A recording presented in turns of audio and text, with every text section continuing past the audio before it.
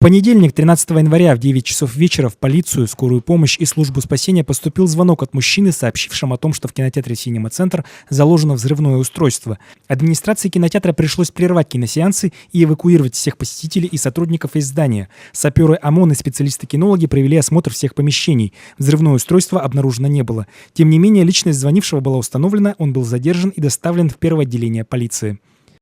Им оказался ранее неоднократно судимый за аналогичные преступления и за умышленное причинение тяжкого вреда здоровью 28-летний житель города Якутска. Он находился в состоянии алкогольного опьянения и пояснил, что звонок произвел, будучи уже находясь в сильной степени алкогольного опьянения, и из-за того, что якобы ему черти в душе посоветовали поступить так.